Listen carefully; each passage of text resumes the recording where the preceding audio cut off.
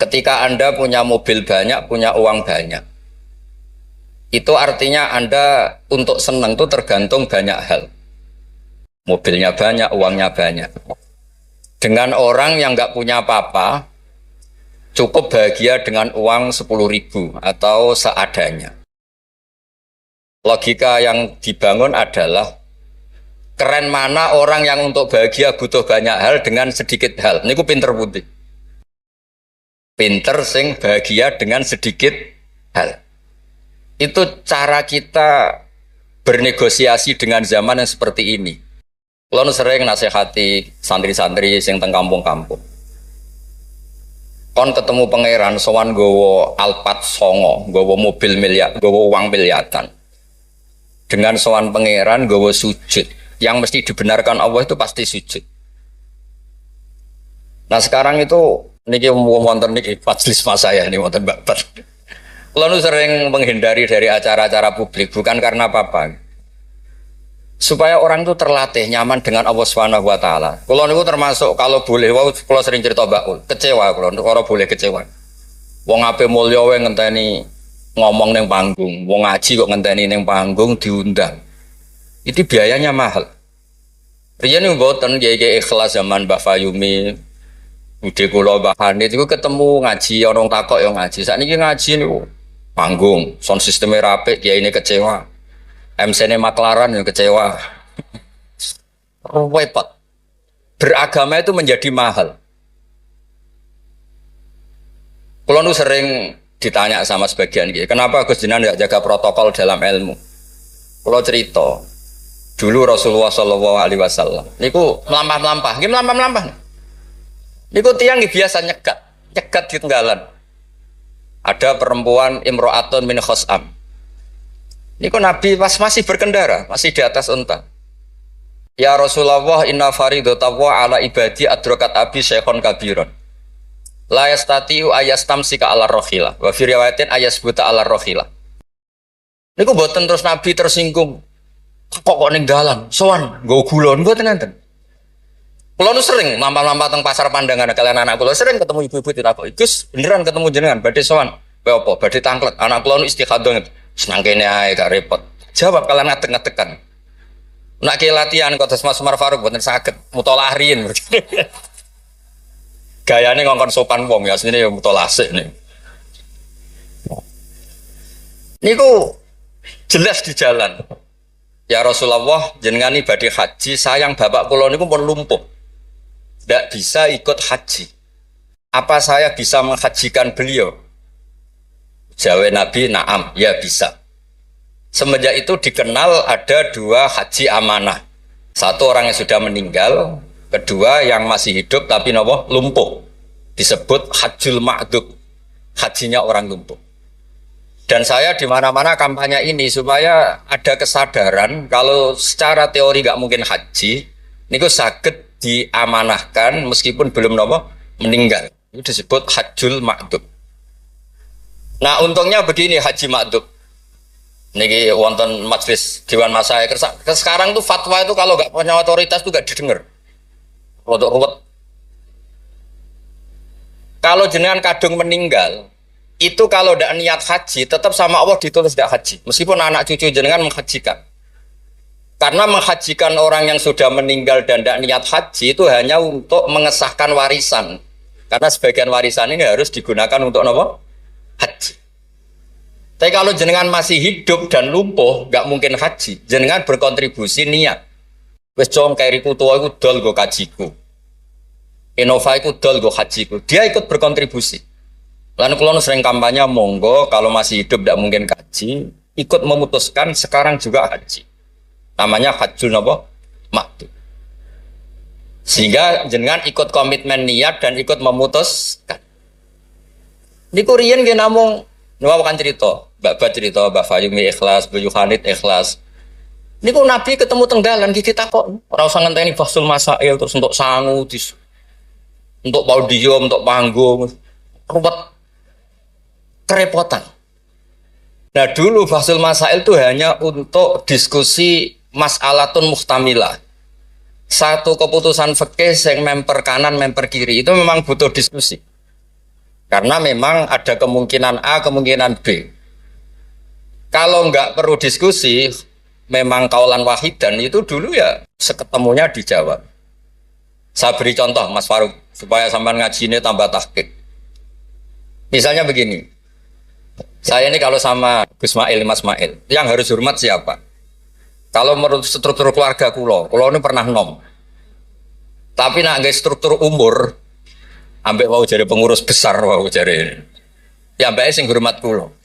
Lalu yang dipakai yang mana? Struktur umur, apa struktur keluarga, apa struktur alim? Karena kita pasti punya status di bab alim, alim ini, di bab umur bagus ini. Terus saman ketemu wong melarat. Wong melarat itu fadilah luar biasa. Wong sugih fadilah dermawannya biasa. Kalau dua orang ini ketemu yang harus hormat siapa? Sing melarat hormat wong sugih hormat wong melarat. Boten saged nak jare bapak kula ngeten. Ana wong melarat tuh matur teng bapak. Enak udah di wong sugih. Poso ora usah kerja, setengok-tengok ning omah ngenteni maghrib. Nah wong melarat tuh wis poso, macul, buruh. Repote koyo nopo? Terus wonten wong sugih, sing jawab yang sugih. Enak wong melarat biasa ramangan. Wong sugih kuwi esuk pecel, awan rawon, sore sithik nyate. Jadi yang ditinggalkan banyak. Nah sampean kan wis biasa ramangan. Lha iku jenenge muhtamil. Setelah didiskusikan ternyata sama-sama repot. Nah itu yang perlu musyawarah Mas Wan. Ada masalah sing muhtamilah. Karena memang kita tidak bisa menjawab dengan kaulan wahidan atau dengan al-mansus. Nah, dulu, ini cerita dulu. Ada ibadah-ibadah yang mujma' alaih sah. Misalnya kita kalau sujud kan dilatih umirtu an asjuda ala sab'ati a'zumin. Al-jabha wal yaden wal rukbaten wal kodamen. Al-jabha 1, yaden 2, rukbaten 2, kodamen 2, berarti 7. Kalau Anda sujud melibatkan anggota 7 itu disepakati apa? Sah.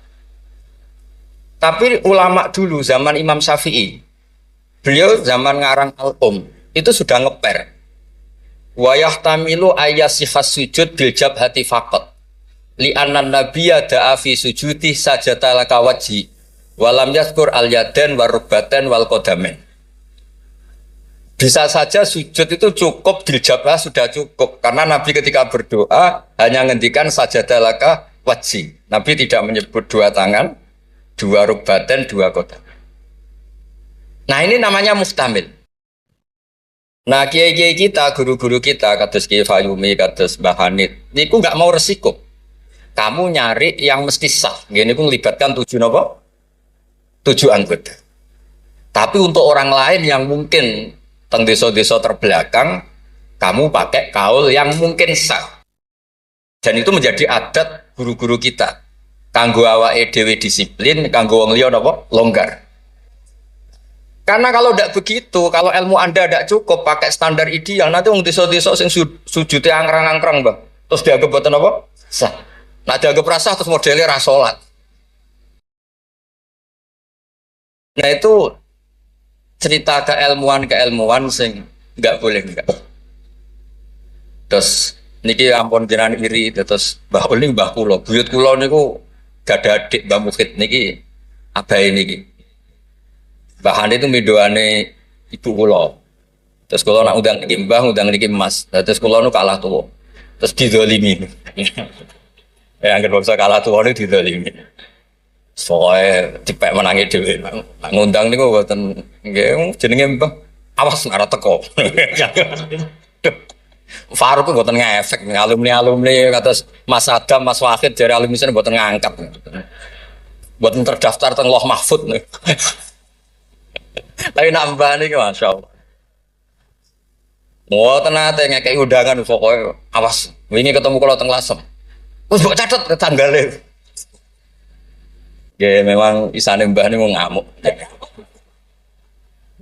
Ceritane kunane kuno ngoten. Dados berfikih, berislam berfikih itu harus luas.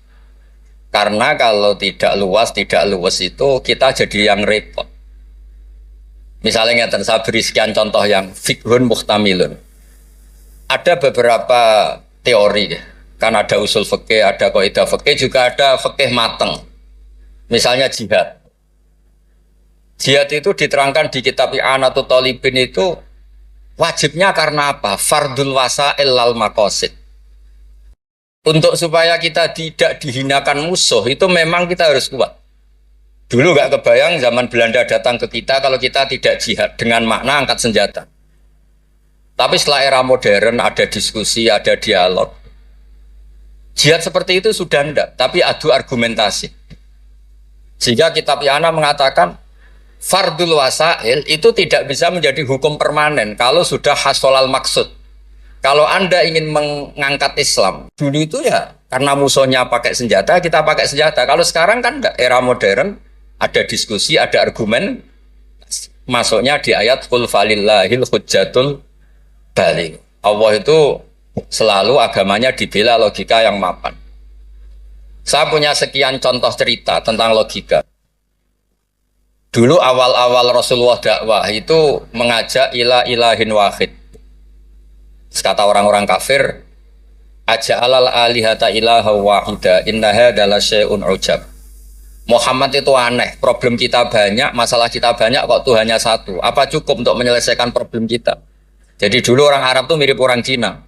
Ini Tuhan bagian hujan, bagian petir, bagian BPKB, bagian gadean itu Tuhannya beda-beda. Sertifikat kok udah pinter.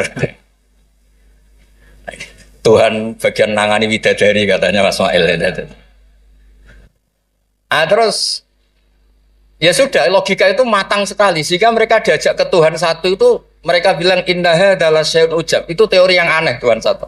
Wong problem kita banyak kok Tuhannya hanya satu. Solusinya hanya satu. Lalu Nabi membalas dengan hujjah.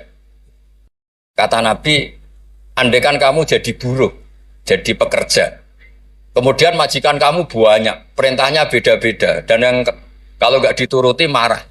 Kamu nuruti satu, meninggalkan yang satu, menuruti satu, meninggalkan yang satu, mengabaikan yang satu. Enak mana punya majikan banyak sama majikan satu? Ya enak satu Muhammad. Mereka masih bilang Muhammad belum Rasulullah. Terus kata Nabi, begitulah. Warob hukum sayyidukum. Tuhan kamu itu Tuhan kamu. Kalau banyak-banyak, kamu yang bingung. Ya sudah, Tuhannya satu aja. Itu hujjah. Bukan pakai pedang, bukan pakai kekerasan. Akhirnya menjadi ayat, Dorobawaw matalar rojulan fi syuraka mutasyakisuna warojulan salamal lirojul. Bagi hal yastawiyani masalah, terus kata Allah, Alhamdulillah. Nah, sehingga kalau kita ngaji mu'in ya ngaji ana sehingga ngerti jihad itu wajibnya itu fardul wasail lal maqasid. Ya sama, kalau wasail itu bisa diabaikan kalau ada konteks tertentu yang cukup pakai sama-sama hasil apa? Maksud. Misalnya begini. Nahi mungkar, melarang terjadinya mungkar. Itu yang penting itu meninggalkan mungkar. Bukan melarangnya, tapi meninggalkannya. Misalnya malam ini misalnya ada dangdutan yang pakaiannya seronok misalnya atau apalah. Kalau dangdutan Islami nanti jadi bingung. Maksudnya yang nonton ini haram apa enggak? Ini nanti Mas Umar Faruk fatwanya bingung. Misalnya yang karuan haram kan kita beri contoh atau apalah dangdutan atau yang lain dengan pakaian yang tidak pantas. Tapi kalau pantas ya enggak tahu saya hukumnya tanya Mas Faruk. Terus kiai-kiai itu kan senengannya jagongan, masakan, kadang rokok-rokokan. Tadi mas-mas aku lagi ngelelet teng berikut teng dalam. Karena kalau kita ingat memaksakan ndak melihat itu berat. Tapi nak bengi jagongan, mbek konco, mbok sekak, mbok jagongan, pokoknya nggak penting. Tapi ngerti-ngerti esok dan berhasil meninggalkan maksiat. Sehingga kenapa kiai-kiai itu suka jagongan, suka guyon semalaman? Saya sering ditanya orang-orang Islam kota. Kenapa sih Gus Kiai NU itu senang jagongan, masakan semalaman? Karena untuk melawan tidak ingin maksiat itu berat kalau kamu ingat-ingat ya. Ketoknya kok lebih menarik di bang yang di rumah misalnya, macam-macam lah, mau jenis selerane wong lanang. Tapi nak terus ditinggal masak terong, terus ngopi-ngopi, ngelelet, pokoknya apa lah. Ngerti-ngerti esok, maksiatnya wis bar. Itu lebih gampang. Itu namanya al-inkifaf anil ma'asi. Makanya Saizuddin bin Abdissalam punya teori innal ladzina yarmunal muhsanatil ghafilat. Kenapa orang baik disebut ghafilat? Orang-orang yang lupa. Karena untuk melawan ingin maksiat itu harus bil asbab asyaghilah, dengan faktor-faktor yang menyibukkan. Makanya nak jenengan dadi wong melarat tuh sing seneng. Dadi wong sugih sing seneng. Baru kayak wong melarat tuh sibuk golek ekonomi, wis ora kober. WA orang yang tidak mahramnya, yang tidak halal itu ora kober. Gara-gara mapan itu daftarnya banyak. Daftar sing kepengen dibidik. Artinya anggap saja dalam kefikiran itu ada asbab, ada sebab sing dadekno sibuk tidak maksiat. Ketika Anda kaya, anggap saja ada sebab yang menjadikan Anda bisa dermawan. Nah, ilmu seperti ini di pondok mulai gak dipelajari. Jadi kalau suwon, kalau bolak-balik matur. Kenapa baik sama banyak orang? Kalau sering nonton tonggo-tonggo mati, kalau sering cerita, kalau sering lepas jenazah tonggo-tonggo mati. Dia niki jenazah saya sangat. Bojone nganti protes. Apa lagi Gus? Bojoku sungi-sungi ku ndelok TV. Sungi-sungi bar ndelok TV ya turu ngorok. Kok jenengan puji-puji apik? Terus saya bilang, saya ini peneliti usul fikih kata saya. Kalau ada orang tidur itu gelarnya bukan ninggal tahajud dan ninggal witir, tapi tarokal ma'asiyah. Orang ini berarti ninggal apa? Maksiat. Susah ya apa sih husnudzon?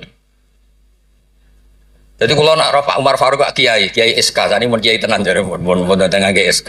Ini cara turu suwengi, ini kalau puji, masya Allah, huwa solihun. Wih, mereka tarokal maksiat kullah, semalaman ninggal semua maksiat. Buat apa? Karena hanya dengan cara logika usul fikih itu kamu tahu kualitas ayat wa min ayatihi manamukum billaili wan nahar. Tanpa ayat itu kamu tidak tahu, tanpa logika itu kamu tidak tahu. Wong ayate pangeran kok terima contohnya manamukum billail.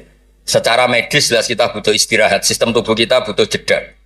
Secara fikih barokatun naum niku tarkul mas. Lah kalau kepengen nih Mas Umar, Mas Ismail, jadi kiai itu kados kula. Punya pandangan yang luas sehingga menghormati yang lain tuh gampang. Ono wong turu dari wis gak tahajud, iku kiai opo? Ngeplok nak turu. Ya kiai tenan, wong ninggal maksiat ku top.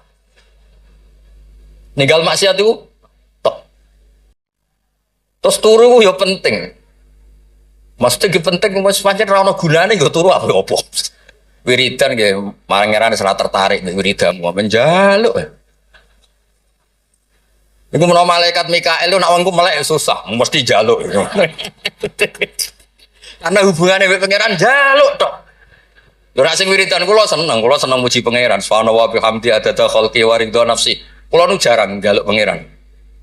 Wong kula umpama kerja setengah menit, njaluk gaji ku isin. Pantese njaluk gaji kerja 8 jam 1 bulan njaluk gaji. Dongo ngene tok 2 menit. Ya Allah, tini kada wa kada. Wong ra etika. Terus bukan maksud kula, kalau kita pakai ilmu itu semuanya menjadi mudah. Ya, kalau pakai ilmu itu semuanya menjadi apa? Mudah. Dulu para nabi-nabi dulu itu cara pandang itu pakai keilmuan. Dan itu yang disebut qul falillahil hujjatul baligh. Kula nu punya sekian cerita tentang logika-logika yang dibangun ulama. Ya kayak tadi misalnya sujud. Sujud itu 7 anggota harus terlibat. Itu mesti sah. Tapi nyatanya Nabi pernah sungkeman yang pangeran hanya ngendikan sajadalaka wajhi. Walam yazkur al-yadan warubatan wal qadar. Terus kedua masalah murtad. Untuk menjadi murtad itu orang sujud ke selain Allah. Mosok saya murtad ngenteni 7 anggota tubuh. Sekedar watul jabha ke selain Allah itu bisa berstatus apa? Murtad. Nah itu namanya fikih yang muhtamil.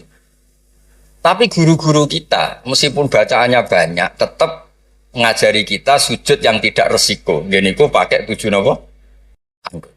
Tapi jagani wong desa-desa sing mungkin lagi latihan Islam, cara ibadah buatan apa sempurna. Di kalau cerita logika.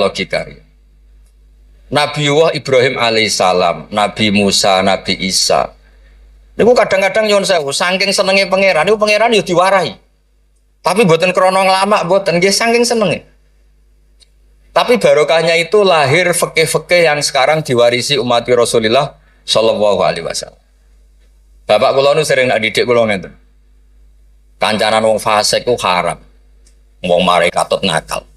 Tapi nak diwalik, bina wong fasik iku apik. Iso bina anak kancanan. Iku pun mulai senam otak baleni malih.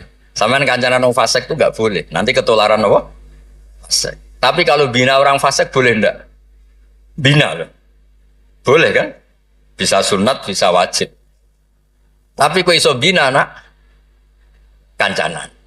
Meskipun agak berjudi sing katut sapa. Nah, sing katut apa sing soleh dadi fasik, apa sing fasik dadi soleh. Nah, dan seperti itu muhtamilun. Karena kita mau hukumi sunat, jebule sing soleh dadi fasik. Ngukumi haram ternyata banyak dari pertemanan ini sing fasik dadi soleh. Ada hal-hal yang kita tidak perlu ngambil keputusan karena ini nanti diuji di lapangan. Sebab itu Nabi itu nggak pernah ngambil kesimpulan baku di hal-hal yang sifatnya apa? Sosial. Ayat fa'fu anhum wasfah ya banyak, ayat tegas ya banyak, ayat setengah tegas, setengah nggak tegas ya banyak. Karena di bab-bab sosial itu ada muktadul hal, ada kondisional. Nah ini yang masalah-masalah sing wow didawakan Mbak Fayumi, Mbak Hanit itu seneng ilmu. Di sejarah agak unik tentang keluarga kulo. Ibu kulo namanya Yohanit. Yohanit itu nama ibunya Nabi Musa. Kebetulan punya mbak Minduan namanya Yohanit juga mondok. Mondok teng Joso terus mulai itu disenengi mbah kulo. Terus rabi terus Mbak Ul. Buyut kulo. Terus badhe Mbak Mukhid wafat angsal Mbak Fayumi. Terus Mbak Hanit riyen cerita kulo, aku di bojo loro iku ahli falak kabeh. Riyen Mbak Mukhid enggak ahli falak, Mbak Fayumi ahli.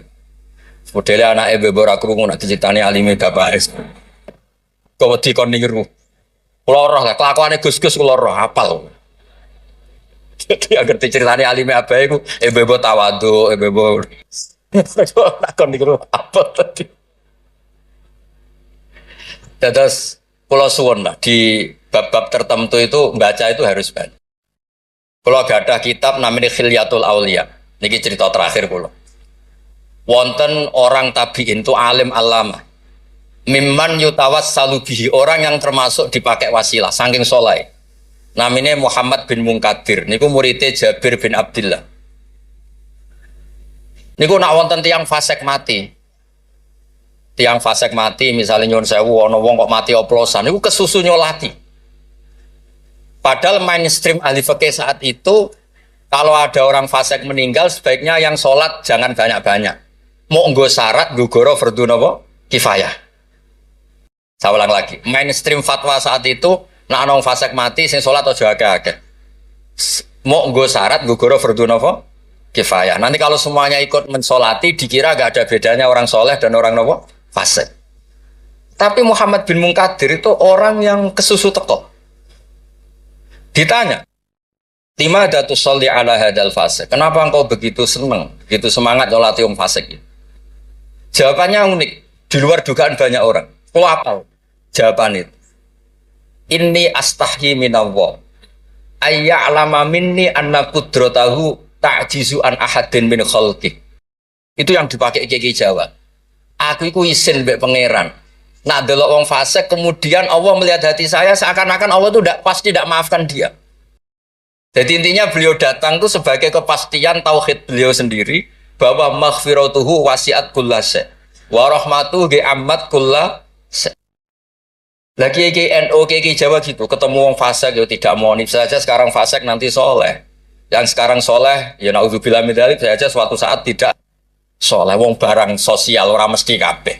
Kayak apa dulu Umar ingin bunuh Nabi tapi malah dapat nopo hidayat. Kayak apa Khalid bin Walid, panglima yang menjadikan orang Islam kalah di perang Uhud. Akhirnya juga jadi orang nopo soleh. Jadi intinya itu Kiai Jawa itu tahu itu sehingga beliau ini kancaran nyun sewu wong fasik ya tenang. Tapi dalam konteks bina, saya lagi dalam konteks bina bukan melegalkan. Saya lagi dalam konteks bina bukan melegalkan. Karena Allah bisa saja mandu dia menjadi orang soleh. Bukan seperti orang lain setiap orang fasik dikafirkan, difasikkan seakan-akan tidak ada harapan tobat. Nah ini yang menjadikan tambah susah kan. Makanya dalam sebuah riwayat dikatakan siapa? Ala unabbiukum bil faqih kulal faqih. Kamu tahu orang yang paling ahli fikih paling pinter. Jawabannya kila, jawabannya Nabi, wakila Ali. Itu dalam ilmu hadis ada mengatakan itu dawe Nabi, wakila dawe Ali. Apapun itu dawe orang top lah. Malam yuknitin nas min rahmatillah, walam yu'ayyizum min rahmatillah. Jadi malam yuknitin nas min rahmatillah. Orang pintar itu siapa? Yang tidak bikin orang lain putus asa. Walam yu'aminhum min makrillah. Dan yang sedang soleh pun tidak merasa sok-sokan memiliki Allah Subhanahu wa ta'ala. Terus orang lain divonis apa? Itu juga yang menjadikan kiai-kiai kita ketemu wong soleh hormat, ketemu orang fasik ya respect, karena berharap suatu saat tobat. Itu yang ditiru Rasulullah SAW ketika orang Taif, ya Bani Abdul Yalil, pokoknya orang Taif kayak begitu bencinya sama Nabi sampai melempari batu ini itu, terus Malakul Jibal ingin menghabisi mereka. Kata Nabi apa? Jangan.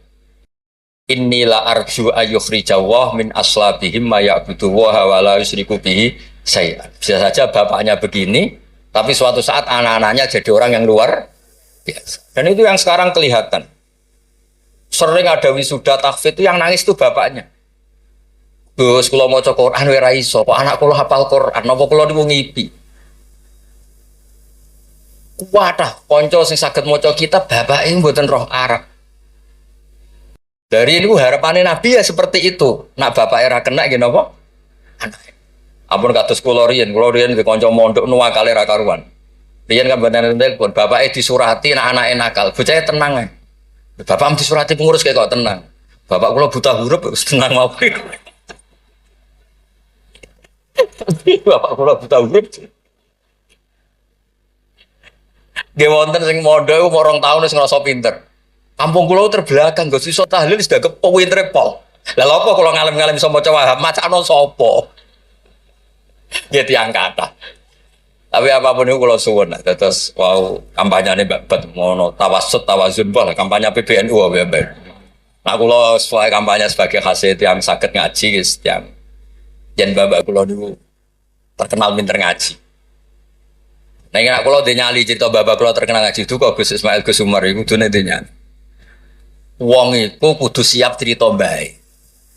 Mergo ora ana wong apik kecuali memaklumatkan diri wattaba'tu millata abai Ibrahim wa Ismail wa Ishaq. Jadi wattaba'tu millata abai Ibrahim terus wa Ishaq wa Yakub. Aku yo anut bapak-bapakku. Bapak-bapakku luar biasa. Ibrahim, Ishaq, Yakub. Kita tahu Nabi Yusuf bin Yakub bin Ishaq bin Ibrahim. Tapi aja bangga kehormatan bapak etok kudu wattaba'tu anut. Bapak alim ya melok alim. Mak bapak ahli falak iso falak. Nak bapak entuk salam templek ra apa-apa ditiru ya ra apa-apa. Mosok entuk repot tok ra entuk senenge enggak apa-apa lah. Islam tuh fid dunya hasanah wa fil akhirati napa? Hasanah. Aja kok fid dunya hasanah gelem. Bareng bapak yang alim, bapak ngalim iku wong dhisik, wong saiki ora oleh ngoten niku mboten ngansa. Kula sinau tafsir Bedawi niku kitab gadane Mbah Mukhid disilai lek Walek Lukman. Riyen niku saking radine dhuwit. Kitab tafsir Bedawi niku kula roh tulisane Basal nggih Basal misanane Mbah kula nggih misanane niki misanane Basal nggih kondang. Terus Mbah Badiah niku Mbak Yune abae niki. Adik buyut kula. Kula ajane buyut kula paling barep, ajane nak menang buyut menang kula kabeh. Buyut kula niku barep. Jadi gara-gara buyut kula barep, kula generasi ke-6 niki generasi ke-3 terus digo kalah-kalah ngeten iki. Tapi alhamdulillah barokah barep menawa dongane ngalim luwih dhisik. Jadi sampai pangeran di ACC riyen terus. Terus riyen niku wattaba'tu millata abai. Kula sering didhawuhi Mbah Mun ketika kula mulai ketok ngalim iku barokah mbahmu lasem, mbahmu kajet. Mergo Allah ora dadekno generasi top kecuali Allah nyebut Mbah Baisi. Bariku lagi amma al-hidayah. Gini kok Allah nyebut ulaikal ladzina an'ama Allahu 'alaihim minan nabiyyin. Orang-orang baik sing disebut Mbah Bayi min dzurriyyati Adam wa mimman hamalna ma'anu. Terus wa min dzurriyyati Ibrahim wa nembe wa mimman hadaina wastabaina. Jadi Allah gak ada adat nak wong saleh mesti didelok Mbah Bayi. Ngergani. Ono tanah ijek melarat tetap mulang, dikira babat masih melarat telah susah lah zaman Mbah Fayub melarat kita tetap mulang. Nak wong mboten kiai kan kesel istirahat. Kesel istirahat. Kiai mboten kesel lah napa? Mula. Lha iku sing diregani bapak kalian Allah. Lan Allah nak nyebut wong soleh mesti disebut ku babai. Min dzurriyyati Adam wa mimman hamalna man. Terus sampai wa min dzurriyyati Ibrahim wa Israil terus lagi wa mimman hadaina wastabaina. Terus kemudian hidayah itu siapa saja. Tapi selagi jadi mbah-mbah alim niku disebut riyen kalian Allah. Mergo Allah kepengin ngregani jasane mbah. Sampai Rasulullah sing Sayyidul Khalqi sing karuan mesti wong apik. Ketuane bahkan tetap disebut millata abikum Ibrahim. Terus niki nggih cerita teng Gus-gus teng ning kersane aja niru mulyane tok ya niru ngalime. Anak mulyane wancen alumni ambek Gus ya tetep nyucup pokoke hormat mbek mantu ya nyucup serah ora walim ora pokoke cucak-cucup. Maksudnya ku ya ana regane kabeh ana napa? Ana regane. Dados wonten wattaba'tu millata abai Ibrahimah wa Ishaqa wa Yaqub. Dadi yo nyebut bapak tapi yo nyebut wattaba'tu. Aja nyebut mbah-mbah gagah tapi mboten apa? Wattaba'tu. Nggih niku mawon niki kula wau matur kula pun uzlah mun pamit saja acara ngene nang ngaji kula wis ngaji sing gampang-gampang mawon. Ngaji kok repot nganggo podium, nganggo maklar, nganggo wae nak jenengan eskal hukum tangker kula ketemu teng dalan kula jawab. Kados wau imro'atun min khosam. Nabi nu gampang ketemu teng dalan ditakoki gitu dijawab. Sampeyan takok Kiai Faruk mesti teng dalan mboten sopan takok teng dalan. Jebule wau. Mutola. Lha kula nu sering didolano alumni-alumni sarang sing teng Papua teng pundi-pundi. Gus jenengan aja mati, Gus kula ora sida dadi kiai. Ki anggere ditakoki lu tangklet. Gus niku hukume piye? Nggak sore aku sibuk. Saiki Gus wong sing takok ngenteni. Bareng pun kula jawab nggih dijawab dekne kok pinter-pinter dhewe. Ya ora muni jare kula. Tapi wau jare ketikane babat kiai syaratnya ikhlas ngoten niku kula ya ora piye-piye. Ya mau gremeng sithik-sithik. Syaratnya ikhlas. Dadi kula niku urip didongakno kiai-kiai sing ora jelas niku sing juga takok-takokan. Nggih lumayan lah ono gunane no. Ya, wassalamualaikum warahmatullahi wabarakatuh.